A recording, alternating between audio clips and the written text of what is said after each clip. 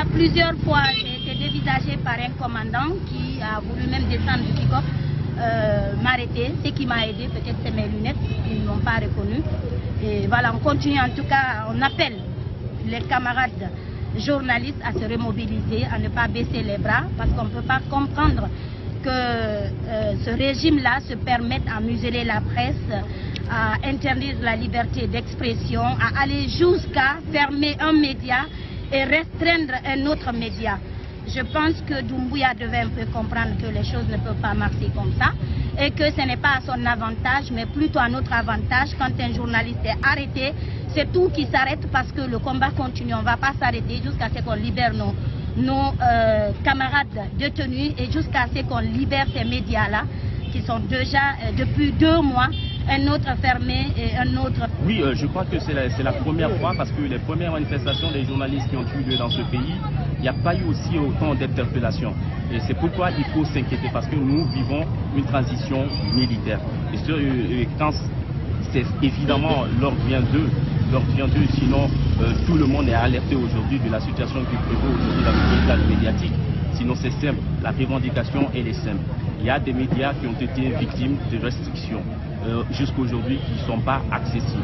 Donc le syndicat de la presse professionnelle privée de Guinée a décidé, après plusieurs autres démarches pour désamorcer la crise, d'alerter l'opinion nationale et internationale là-dessus. Jusqu'à la veille quand même, moi j'avais l'espoir que tout allait vraiment bien se passer.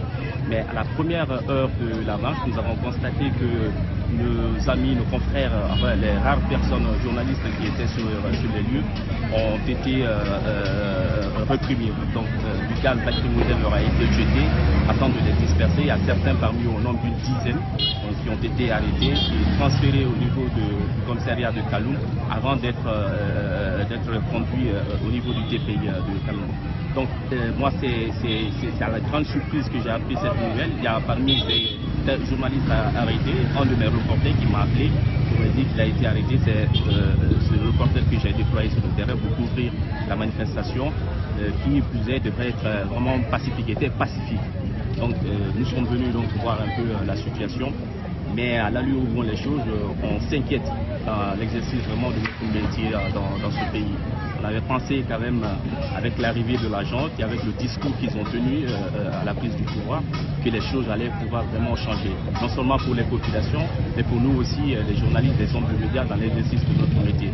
Mais ce qui se passe, moi, me cœur, et vraiment, j'ai de fortes appréhensions de ce qui va arriver. Non, ils ont été libérés. Le dossier a été pris en flagrant délit, ils ont été libérés, ils sont poursuivis pour participation délictueuse à un attroupement sur la voie publique. Et le jour de l'audience, nous serons indiqués par M. le procureur de la République, que je remercie vraiment de passage.